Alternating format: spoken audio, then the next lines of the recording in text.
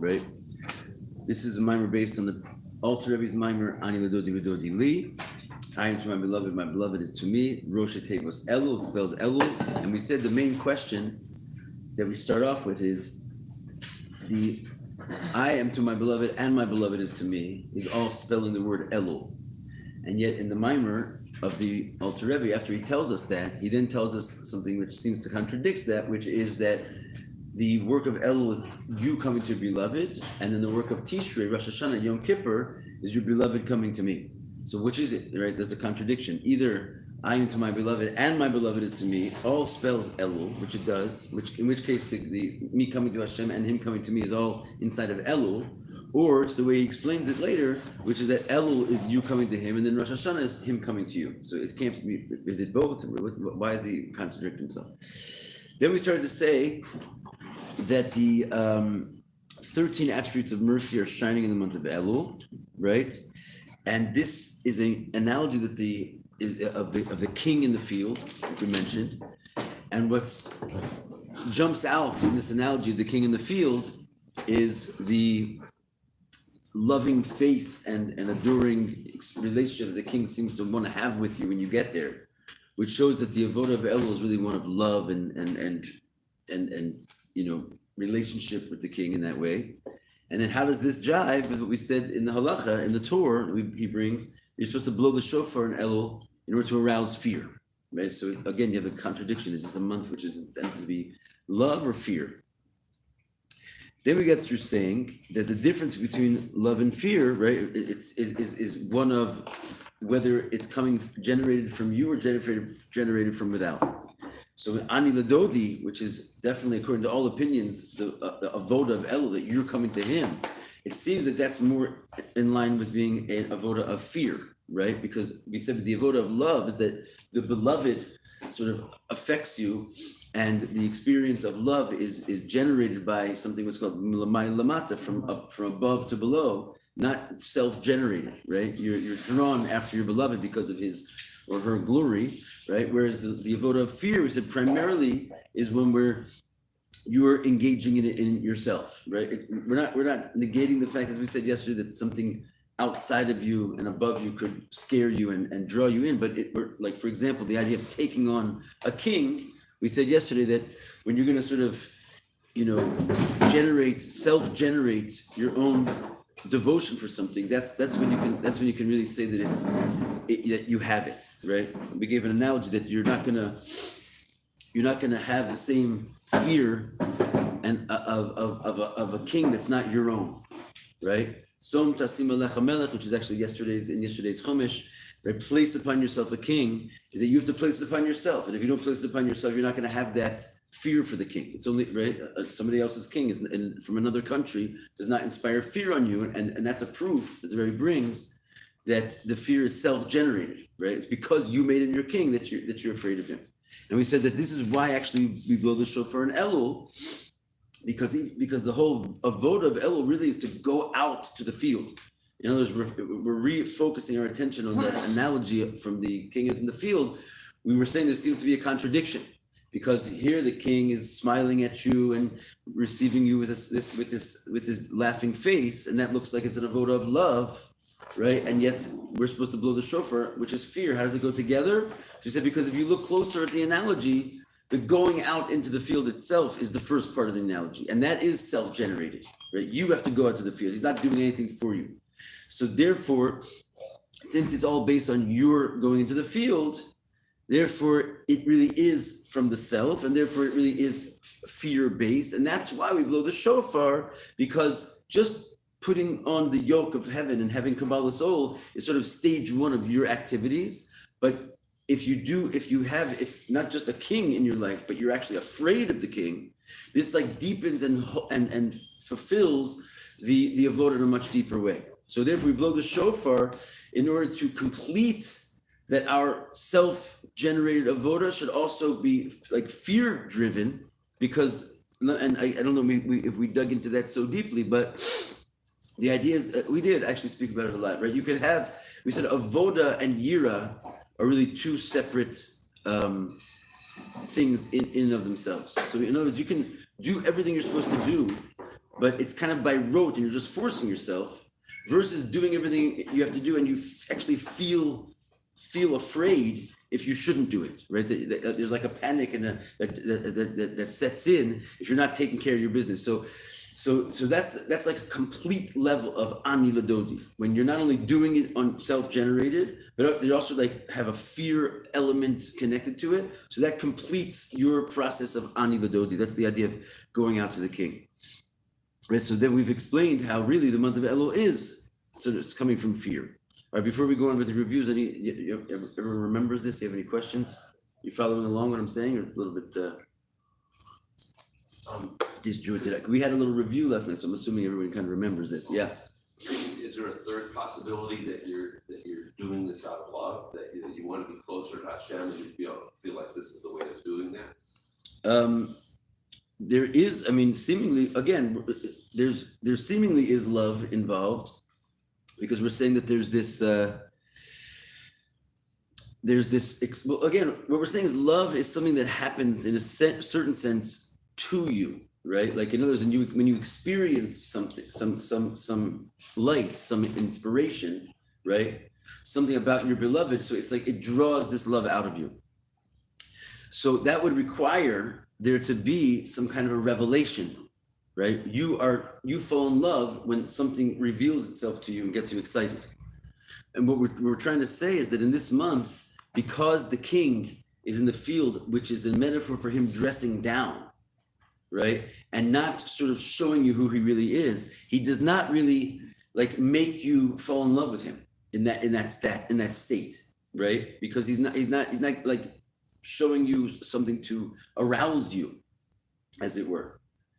So love is like an arousal that happens, that you get aroused, right? But fear is something that you have to generate yourself. So the point of what we're trying to say in Elul is that Hashem like concocts a situation where you are not being aroused in love, right? And therefore it has to all come from you, and the avoda that comes from you is generally the concept of the avoda from yira, from fear. Right? Now, again, it doesn't have to be from fear, is my point I was just making. You could do the avoda and not be afraid, right? But then it's not really complete, right? When you want to do it and you're doing it not just because like sort of you have to, but because you actually feel a fear of not doing it, right? Then it's a much deeper internalization on your part.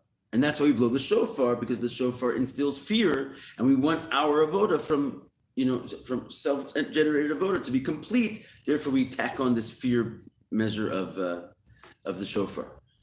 Yeah. Is it possible to say that fear is a form of love? It's not love. Sorry, guys. So Love is a different. I mean, we're not going to say there's no love involved, right? The idea of the king smiling at you and receiving you, which is in the analogy of Elul, that's really a love relationship with the king. And we're going to see why that's in the analogy of Elul. But what we're focusing right now is what precedes that. Before you get to the king and he's smiling at you, you have to go out to the king, right? So if you don't go out to the king, he's not going to smile at you. And therefore, you're not going to have the love relationship unless you begin that relationship with a kabbalas ol, with basically putting the yoke of heaven on you and starting it on your own, right? If he would come into your house and smile at you, come into your house, so you would be driven by an outward force, right? The king's revealing himself to you, that would drive you to love. So it would start with love, but that's not how it happens. He's over there in the field. Nothing's driving you to go out and see him except for you. You have to decide to get up and do it. And what we're saying is that's why this analogy begins with this notion that the king is in the field, because he specifically is not inspiring awe at that level of himself. He took off his crown. He's not wearing his special palace garb, right? So there's not just an automatic experience of the king. He's in the field. He's lower down. And not only is he in the field, meaning he's not in his highest state, he's also in the field, which means he's slightly far away from you, right? Which means you have to go see him in the field. He's not coming into your home. This requiring you to have to do the work. When you have to do the work, it's not love, right? It's basically the idea that when it comes ani Ldodi, from a sense of I am to him, that's the definition of the avoda from fear. Again, it doesn't have to be causing fear, but we want it to be causing fear, because if you're going to do a Kabbalah soul, it's much more deep and complete if you're doing Kabbalah soul with with an actual feeling of fear attached to it. And therefore we blow the shofar so that your avoda, which is self-generated, should be complete with a fear as well. Am I making myself clear? Yeah? All right, I can't even tell anymore. Okay. So that's like stage one. We started on a connected path where we brought the Torah of the Tzemach Tzedek, who explains his own reason why we blow the shofar in Elul. And he says it's a preparation for the shofar of Rosh Hashanah, right? And basically the shofar of Elul is what's called Gira Tata, the lower level of fear. And the shofar of Rosh Hashanah is called the Yira Ila, the higher level of fear.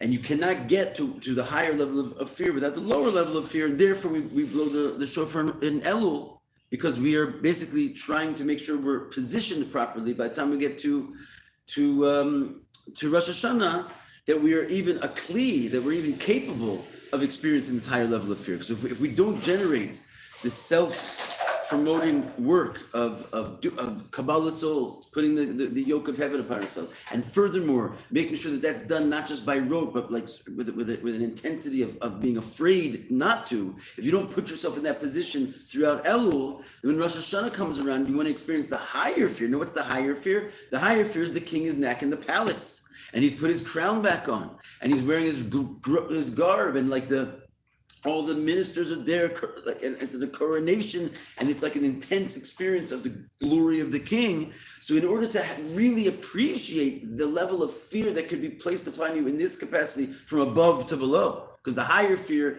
is one that is arousing you from above to below. In order to really gain the true appreciation of that arousal, you have to already come with a basic fear of with your own self-generated, with the help of Elul shofar, a self-generated fear. So the Tzemach Tzedek saying we blow the shofar in Elul so that you prepare a certain level of fear, so that by the time Rosh Hashanah comes along, the ultimate fear can actually be experienced by you. Yeah. Is this like a fear being aroused from within and love being aroused from the outside? A concept that applies in your relationship with God or to everything? Because it seems like there's times where it's the other way around. That's what I was trying to say. It applies to everything, but again, there are fears that can come from above, but we're not discussing those types of fears at the moment. In other words, that's why he gave like an analogy, right? And we spoke about it yesterday as well. I think I gave two analogies yesterday, right? Why is one person want to just go through and desecrate Shabbos, and he's going to go to the football game and just have his way around the world, and he doesn't think twice of it. He's not feeling guilty. He's not feeling panicked. He's not like disturbed about it. He doesn't know first thing about Shabbos. It's not his thing, right? And a person who somehow we got into this situation where we're Shabbos observers. We read the Torah. I don't know. We saw some other people doing it. We meditated on God's truth. And like chas v'shalom, you should even walk out of your house with like your keys in your pocket. You know what I'm saying? And like you get all panicked and you start asking the rabbi, "What do I do?" Right? Like what happened to you all of a sudden? Right? That's not something that happened from above, from outside of you. You decided that to meditate on a situation enough so that you actually got afraid to do the wrong thing. Right? That's the type of fear we're discussing right now. And that's why he brings the analogy of a king, because placing a king upon yourself, or I was saying yesterday, like the Rebbe, because a little bit closer to us, it's the same kind of thing. Like some people just, they walk past the Rebbe in dollars and they're like, "Hey, Rebbe," he's slapping his hand, whatever, and some people are like, they're panicked, right? Because they know who the Rebbe is and they place that fear upon themselves. That's what we're talking about when we say fear. Obviously, you're walking through a dark alley and someone scares you. That's a different type of fear, and that does come from outside. But we're talking about a self-generated fear that is the completion of what's called Kabbalah soul. That when you not only do Kabbalah soul is taking on the yoke of heaven. So when you're going to, it can happen with any teacher situation. It could happen with any type of situation where you're trying to gain a certain,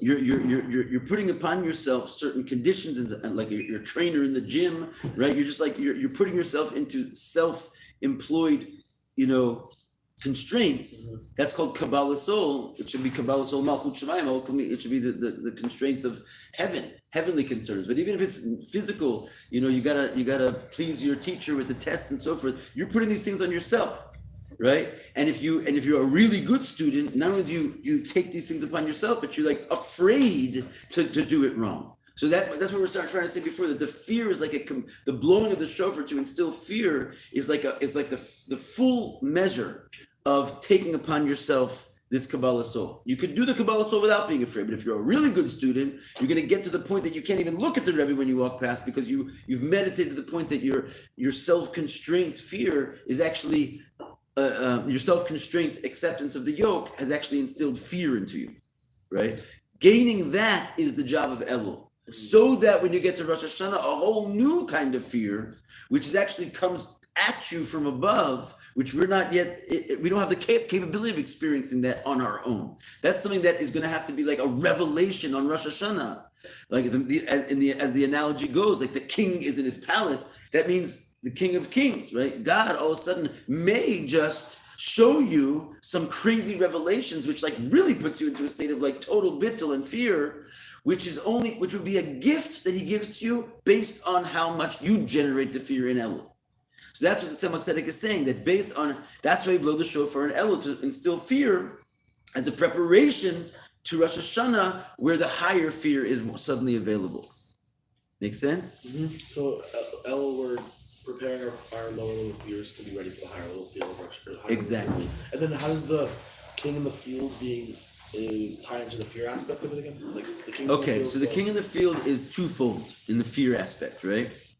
One is the fact that he's in the field and not in the palace means he's not instilling fear upon you in an overt way. From above to below. Right, because he looks mellow, and that's the analogy that Elul is weekdays, right? There's nothing like, so to speak, automatically special about these days unless you like really dig in and learn about it, right? It's not like sitting there obvious, like it's the high holidays, right? Every Reform Orthodox knows, every Jew winds himself in the shul on Rosh Hashanah.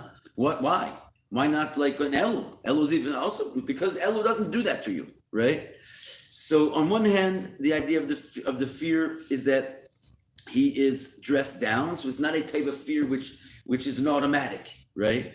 And two is the fact that he's in the field means, and he's not in your living room, right? Means that that whatever fear is available, whatever Kabbalah soul is available, it's you who have to go out and get it.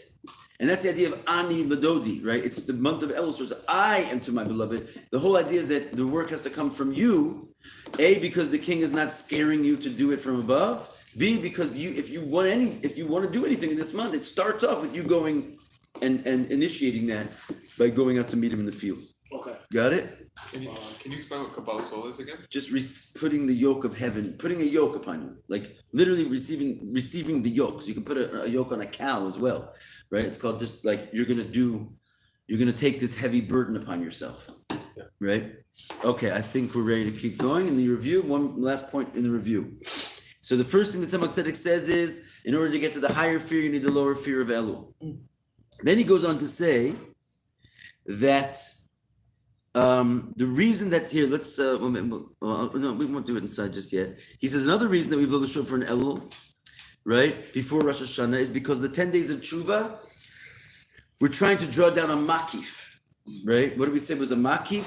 Is this level of divine light, which is infinite, and therefore, since it's infinite, it's not graspable. And therefore we call it makif, which means surrounding, because even though it could be permeating you, but the point is that it's something it's beyond your capability of internalizing, because you can only internalize something which is finite and internalizable. The makif is sort of an infinite expansion.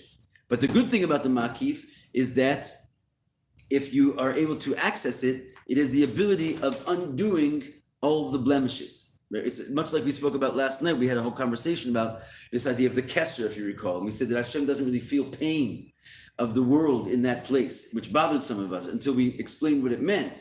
That in that place of the Kesser, there really is no such concept of pain, because pain represents like that there's a lack, there's a constriction, right? That godliness basically can be concealed. When can godliness be concealed? Only when it's finite, and you can like put something around it to contain it.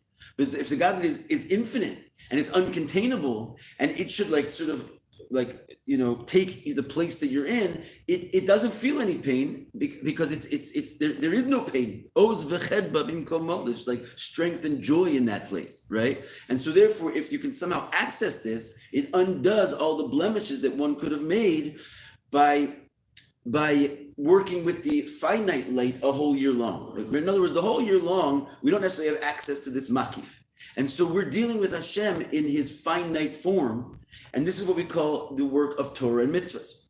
We're going to see in a second that he explains here that there's a mimer from the Alter Rebbe called Hashemayim ki siva aretz hadom raglai.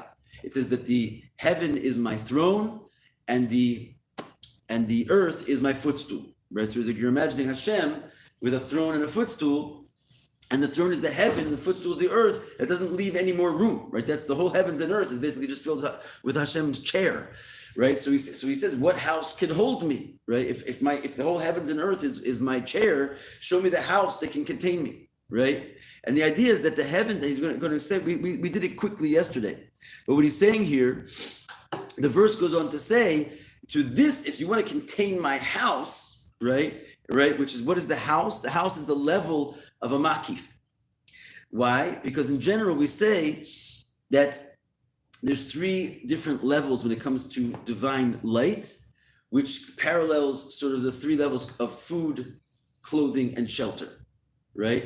Food, clothing, and shelter in our world is paralleled by three different levels of divine light. So food is the idea that you eat it, and therefore it actually gets inside of you and internalized, which means if in order to come inside of you, it has to be finite and constricted enough that you can actually surround it and contain it. So that represents a divine light, which is finite and can be experienced and internalized by you, right? Then you have what's called clothes. Clothes do not fit inside the body, right? They go around the body, which means they represent a type of makif light, which is not internalizable. It's God sort of beyond comprehension. However, since it's clothes, and the clothes are tailor-made to fit your body, it's a type of divine light, which even though it's beyond internalization, it is still like in somewhat conformity to the finite world, because it's an infinite light, which is still taking into account the size of the head, the size of the arms. Are you a woman? Are you a man? Right? In other words, your clothes are basically tailor-made to your body. So even though they surround your body, they take your body into account. So that's a higher level of divine light, which is kind of like an intermediary between finite and infinite light. And then you have the idea of the house, shelter. And the idea of the house is that it's one house fits all, right? No matter how big you are, how tall you are, if you're a man, if you're a woman, with your clothes, without your clothes, the house contains the whole thing, and it doesn't take into account the specifics of the individual that's inside. So that represents a type of divine light, which is completely infinite, and it doesn't even take the world into account. It's basically God, so to speak, as he exists before the creation of the world, before he's even thought of the creation of the world, right? So now we have we can see this in a better light. We said if the heaven is his throne and the earth is his footstool, what house can hold him? What we're really saying is this level called house, which is the infinite level of God. How can that be contained in anything? It's such a high level of light that it doesn't even take the world into account. It's pure infinity. So how can you actually, in this world, how could you actually contain this level of light? How can you bring it in? Right? How can I have experience and access to the light called house? And that's what it means, what house can contain me? How can you contain my level called house? And the idea is that the verse goes on to say, Ki al ze abit, I'll look upon this and you can contain this level. El ani v'nake ruach, v'chared al dvarai, right? On someone who's poor and broken of spirit, and he's fearful for my word, which are all like languages of bittul, basically, right? You can't accomplish it with your, big muscles and your big brain, right? If you try to put yourself into the picture, your finite characteristics are no vessel to hold infinity.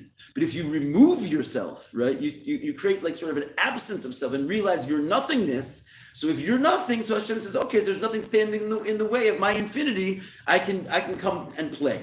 So therefore, if we want to experience this makif, and again, what does this makif do for us? It gets rid of all the blemishes, because in that place of the makif, there's no limitations, There's no sins because it's a world, it's a level of God which precedes the world, precedes any concealment. We need to have this recharge our batteries every Rosh Hashanah. And we're saying if you want to experience this makif, how do you get there? You need to be bittul. You need to instill a certain measure of fear. And therefore the Tzemach Tzedek says, this is why we blow the shofar in Elul. Since we're trying to establish a situation where we can have access to the makif. And the makif is something that comes only through bittul. Let's blow the shofar in Elul to bring ourselves to the state of makif that's required when we get to Rosh Hashanah. Yes. This level of the house is called Orsoviv. Mm-hmm. Does this have anything to do with like the first letter of the Torah is a base? Right. So I always thought it was like, oh, base is like a house. So like, is maybe that's alluding to something? It's like, I mean, other side like a pagan base, like the base. So now she's speaking for him. This is the base itself represents the house, like, and then the base is pointing to the aleph. So that should be like, I guess, like Ein Sof, but like the base is that represented like the filter, like first letter. You got something there. I mean, I've never heard that particular drasha, but let's just face it. Anytime you have a letter base, right, and the word base is spelled bais, right, it means house. There's an automatic association with the letter base in general to the level of a sovev light, right? In other words, so I mean, it's not just in the first letter of the Torah, it's every time you have a base. So if it's every time you have a base, how much more so? It's for sure connected with the first letter of the Torah. I've never seen it. We'd have to sort of search it out, but I think there's something there. Yeah. So it's pretty much saying like every time like we're bittul, we're like entering the level of like experiencing the makif. Yes, if you're bittul, that's exactly right. If you essentially, put yourself on the side. This is why we're so obsessed with like going out on miftzoim and on shlichus, right? Like you have like a very high level of emphasis from in the Chabad Hasidic lifestyle, right? Of basically putting yourself on the side, whether it's when you're in the shul and you're a student, it's like you want to go sleep in, nope. You want to like have like a minute for yourself, nope. In the Seder, it's like all about like not doing what you want to do, and then more so when you leave, you're like, excuse me, are you Jewish with the tefillin? And then later when you like mature, your whole life you become a shliach. You can't be a businessman, you can't just be a musician. You're like a messenger, which means you define yourself by being there for someone else. So there's a reason why we keep emphasizing this, because yes. The whole secret to life is basically to get out of Hashem's way. If you like are really proud of your own existence, good for you. You've just like created basically a blockage, right? By thinking that you're something. So now the great nothing is like, okay. So there's a line that says in the Gemara of Sota, it says, Ein ani v'hu yachol lador b'makom echad. I, says Hashem, and you cannot dwell in the same place. Meaning if you want to dwell there, go ahead and dwell there. If you want me to dwell there, you have to get out of the room, out of the way, which basically, spiritually speaking, means you have to get out of thinking that your existence is so dominant and predominant. So yes, anytime, but there's still a secret to the levels of makif that you draw down. And when it comes to the 10 days of tshuva, there's an awesome, there's many makifim. Like you said, there's clothing, there's house, right? But there's many levels of makifim. They're not all available to us at all times in the way that they are on Rosh Hashanah. So because that's like the one huge sweeping light that's going to clean you up for the whole year, right? And so therefore we want to get ready for that. So we need to like charge ourselves with a bittul. And says the Tzemach Tzedek, meanwhile, and then we're going to actually start the class, if you don't mind. Not according to you on that, it's my bad, right? So the Tzemach Tzedek says in order to get ready for that state of bittul, let's blow the shofar all the days of Elul. Okay? All right, so moving along. We're going to get back inside. That was just a really long review, but okay. I think we're all on the same page. So page Reish Samech Daled, the very last two lines. You see that? Tzrich lahavin. Right? With tzrich lahavin, we have to understand harigam al yedei shetokim Rosh Hashanah b'ayim l'charada. Okay, we have a problem. Everything we just said, we're arguing with it now. Because we just got through saying, you blow the shofar in Elul in order to reach this awesome fear and bittul of Rosh Hashanah. But what do I need the shofar of Elul for? When I blow the shofar on Rosh Hashanah itself, which mind you is a mitzvah, this whole Elul blowing is kind of like something we added to the equation. There's no mitzvah to blow the shofar in Elul. And we're saying if we blow the shofar in Elul, you reach this level of fear that you need for Rosh Hashanah. Guess what? Why don't you just blow the shofar on Rosh Hashanah and call it a day? Right? You also come to fear with that shofar of Rosh Hashanah, which would elicit the makif, right? And Adarabah, the charada of Rosh Hashanah is gedoliyos mer charada de Elul. The fear, which we already established this, the fear which is associated with Rosh Hashanah's shofar is infinitely superior to the fear that's associated with Elul's shofar, because we said before that the fear of Rosh Hashanah is called the yira ilah. It's the higher fear, and the fear of Elul is merely the lower fear. So if when you blow the shofar on Rosh Hashanah, you suddenly elicit the higher fear, right? Then why do I need the shofar of Elul in order to establish my necessary bittul to experience the makif of Rosh Hashanah? I've already got it on Rosh Hashanah itself, and seemingly in spades, right? I've got it in a much higher form because I have the higher fear, not just the lower one, right? And kanal ba'mayim, that's what we said previously in the Maimer. Shecharada haba mitkiyah shofar de Elul hi yira tata. On the next page, it says that the shofar of Elul is only the lower fear, and the charada haba mitkiyah shofar de Rosh Hashanah, whereas the fear that comes from the shofar of Rosh Hashanah is yira ilah. It's the higher fear. Va'afal pikein, nonetheless, and this is sort of going to be now like the whole drive of the Maimer, right? And David, I told you you're going to pull away some important information. This is now, we're starting to get into what the Rebbe's thoughts are. He was setting the stage before, but he says, nonetheless, the amshacha of the makif of Rosh Hashanah, he aidei chadrada haba mitkiyah shofar de Elul. Despite the fact that there's a shofar on Rosh Hashanah itself, and despite the fact that that shofar elicits the higher fear, nonetheless, in order to get the makif of Rosh Hashanah, which is what we're all after, it does not come from Rosh Hashanah's shofar. It specifically comes from the fear which is self-generated in Elul and from the shofar of Elul. And that's what we have to figure out why. Like, what's so special about Elul that the makif of Rosh Hashanah can only be gained with the shofar and the avoda of Elul, which is why we're learning this right now. You can't just rock up on Rosh Hashanah and think you're going to get what Rosh Hashanah has to offer. You must go through this process. Yes, someone had a question? I think you addressed it. Okay, Dalid. We have to first preface this that the fear of Elul is called the lower fear, whereas the fear of Rosh Hashanah is called the higher fear. What does that even mean? Let's understand that. We're just throwing terms around. The difference between lower and higher fear, Kamavur Batanya, as explained in Tanya, V'kamakomos, in several places, the yiratata himigdulaso yisbarech babrias v'hishavusa olmos, that the lower fear is generated and comes from, again, we said this is something you have to generate. How are you generating it? By meditation. What are you meditating on? The greatness of Hashem, blessed be He, in the creation and the bringing of existence into existence of the worlds. Why is this particularly the meditation which brings to specifically a lower fear, right? Does anyone know before we jump into it? Why meditating on Hashem creating the worlds and bringing the worlds into existence, which is a pretty big deal, does that cause specifically the lower fear? Yes, sir. Because it's associated with the level of guidance very good to associate with the level of guidance only relative to the world. But you love would be a level of guidance that's above the world, above everything.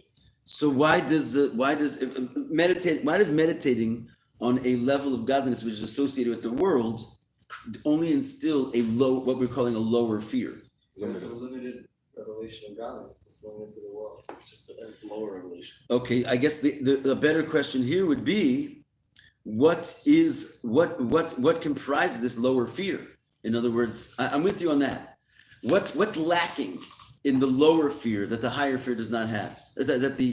What's lacking? Sorry, in the lower fear that the higher fear does have. Bittul hayesh. Bittul hayesh is what? Is lacking in what? In the lower fear. No, bittul hayesh is the definition of the lower fear, and that strengthens my question. If you have bittul hayesh from the lower fear, what could be better than that? Bittul Metzias. Bittul Metzias. Okay, so let's flesh this out. Yisrael, you're my ringer over there. Okay, thank you. So let's put it like this. when you're meditating on godliness that fills the world. And what is that? It's basically the imagination, of the notion that this world, just like a person, if they don't have a soul in them, they're gonna just lie there like a stone, right? Sleeping or worse. And all of a sudden the soul comes into the person, he's animated and alive. So you can see, as it were, that there's godliness inside, that there's a soul inside of you. So too the whole world. The fact that the world has vegetation and animals and man and stars and everything's rotating and alive, it's almost like you can see the soul of God inside of the world running everything, right? And this is basically the realization that God is, you can almost see it with your eyes. It doesn't even take, as we'll later learn in another mimer, it doesn't even require your faculty of belief. It's something that you can, if you just look at it long and hard, you'll realize with an intensity that it's a fact that God is flowing through everything. There's an energizing force to the reality, right? Otherwise, just like a body, it would just be dormant.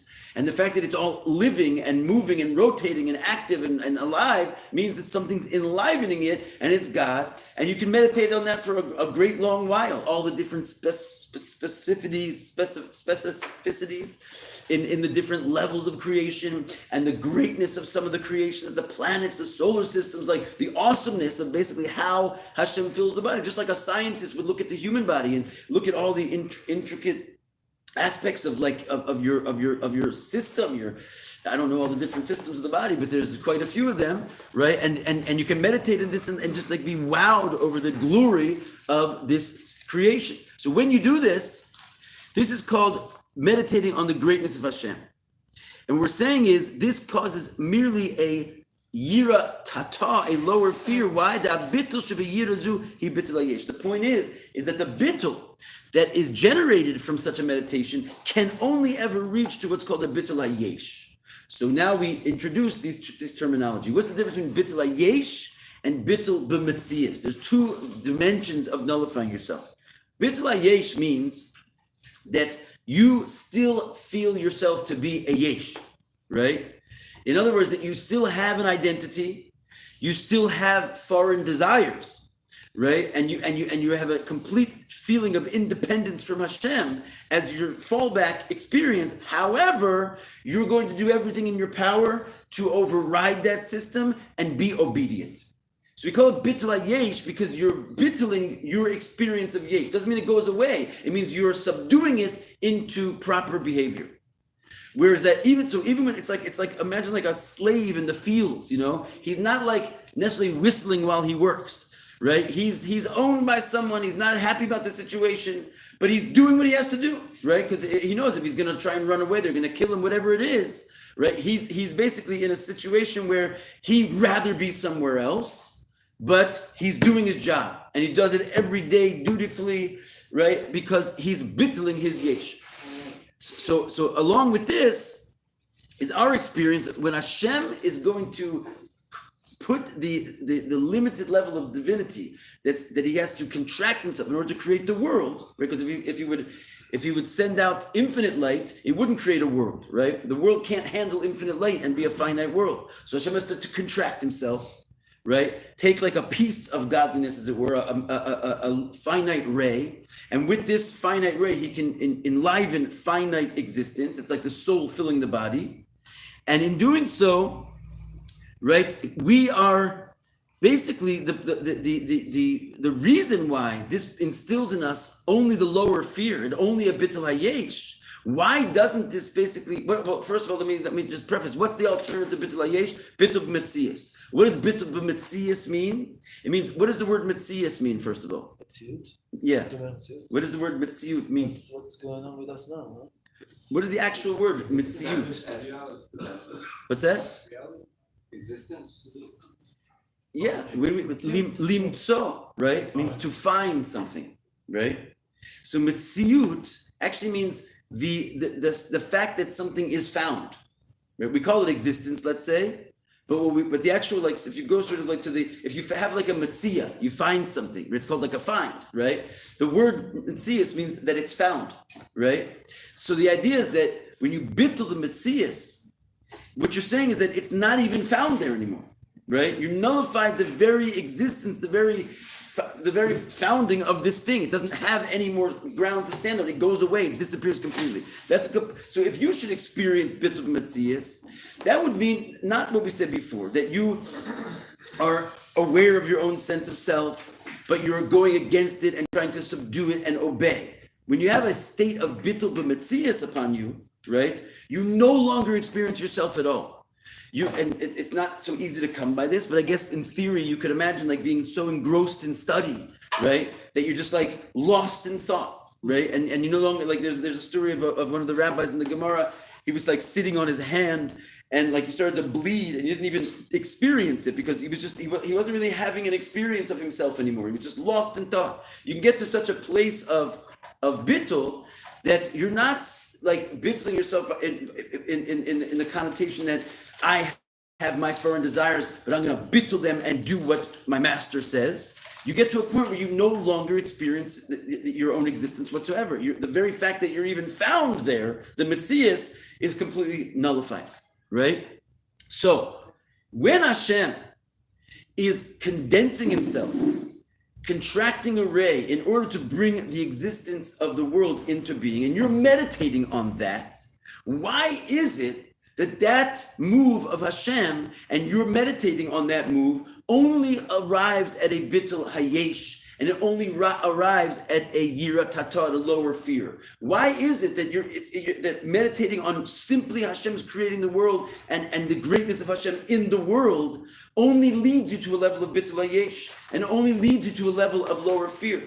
And the answer is because when Hashem is contracting himself in order to make you, he's taking you into account. Hashem himself is basically giving you a certain coordinates, like from a divine level. He is accepting the fact that you exist, right? Because he's contracting himself and making himself not infinite in order to give you the experience of a self.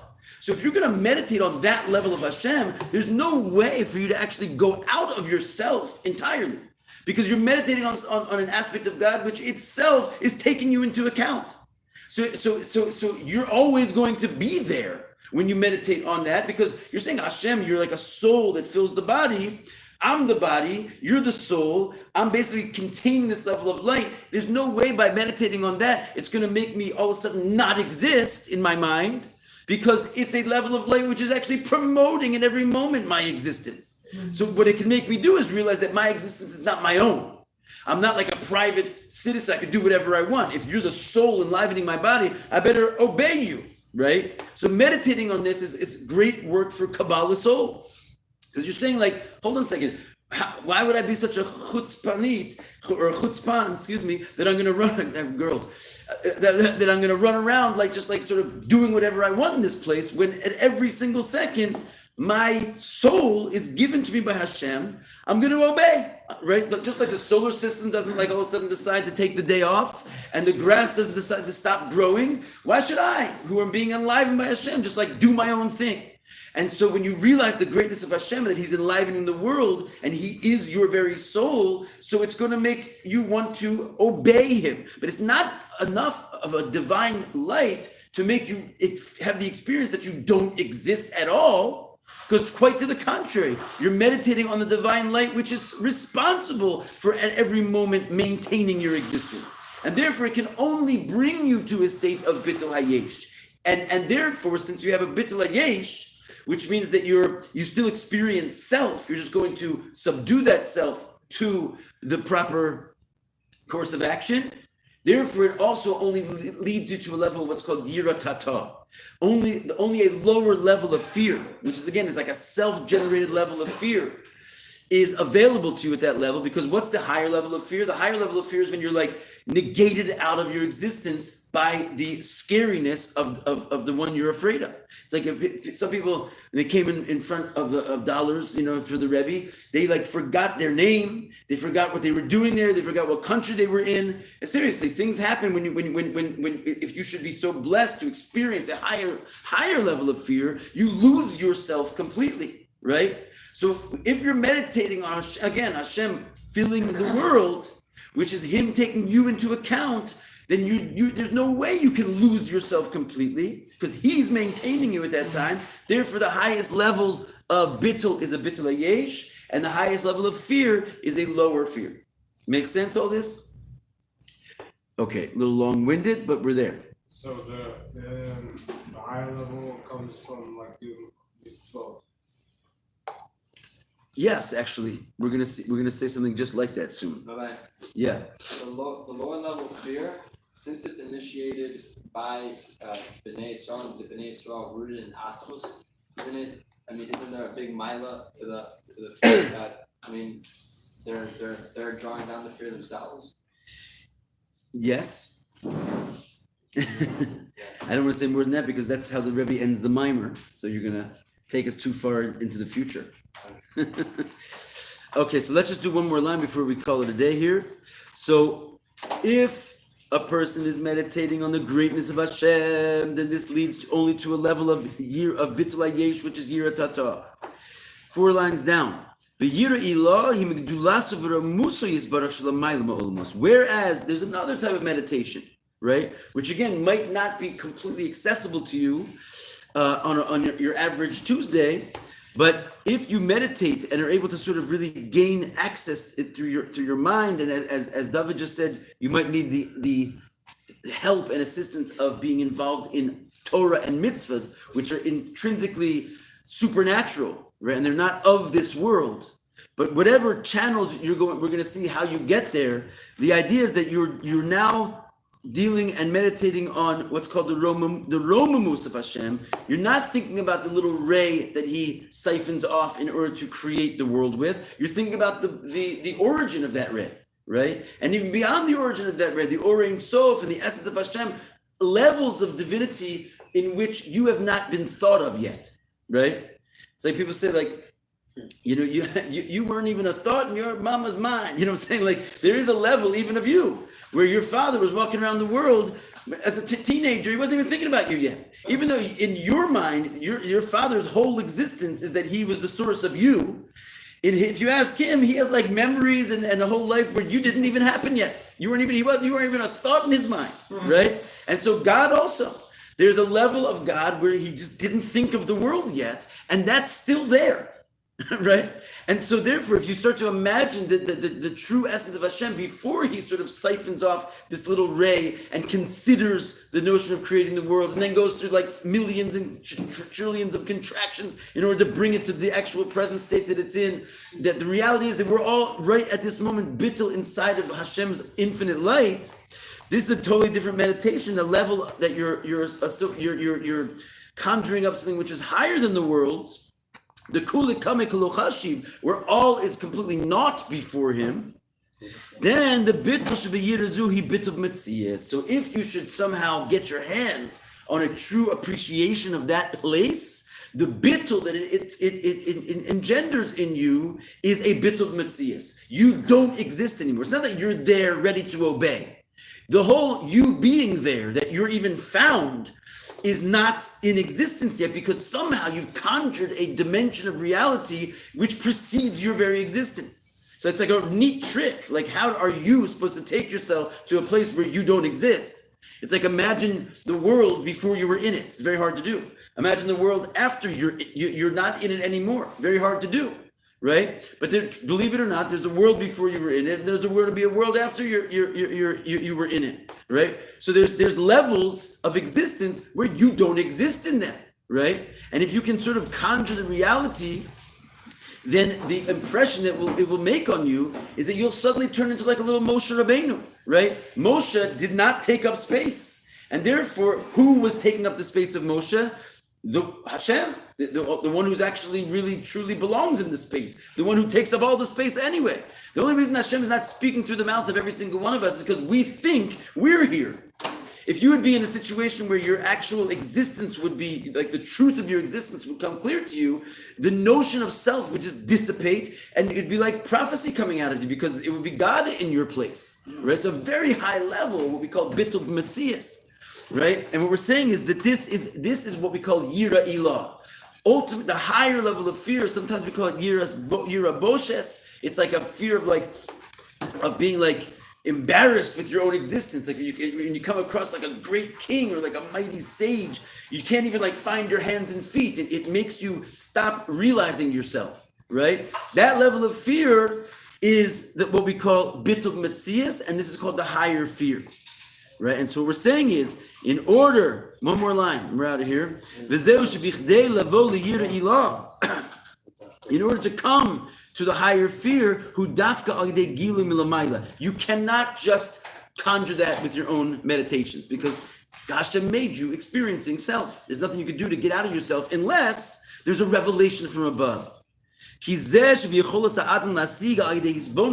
that you can grasp through your own meditations, that's only going to be godliness which is compared to the worlds, a godliness which Hashem set aside to put into the worlds. That's what's available to you to meditate on. How are you going to meditate on? You can't even conjure up what it is, right? To say that God is like a soul who fills the body, I can sort of relate to that concept. So the God who's enlivening the creation, that's the God that you can wrap your mind around. The infinite light, which is beyond that, how are you going to really even start thinking about that? It's something which precedes your very capacity to think, right? Whatever it is in a dimension which is so far beyond you, you can't even really put your mind on it. It's completely beyond, incomparable. So through your meditations, you can't just really get that. It's not available. So if you're going to get it, it has to be bestowed upon you from that place. You can't climb up that high on the ladder. But if the one who's up there wants to give it to you, he can do whatever he wants. He can put an infinite experience into a finite being if he wanted to. But you as a finite being cannot just decide, I'm going to have an infinite experience. Right? It has to be bestowed upon you from above. So in order for you to actually have that feeling, a Moshe Rabbeinu feeling, where you're completely absent of self, which is an expression of godliness as he is before you're in existence, before he created the world. It comes from a revelation from above. Period. Right? And we're going to see, as David pointed out, the way we access that revelation from above is through mitzvahs, right? Because mitzvahs are from above; they're not man-made. Right? And so when you get your hands on one of those things, you don't realize how precious it is. It's basically like it has the capacity to deliver something from beyond creation upon you, to you. We didn't do very much inside, so the review will probably be a lot easier tonight, but we're going to have to hold here. I still don't know how to stop these videos. Maybe someone can figure that out. Hold on a second. I think we closed it. Oh, yeah. Streaming stop streaming, yes.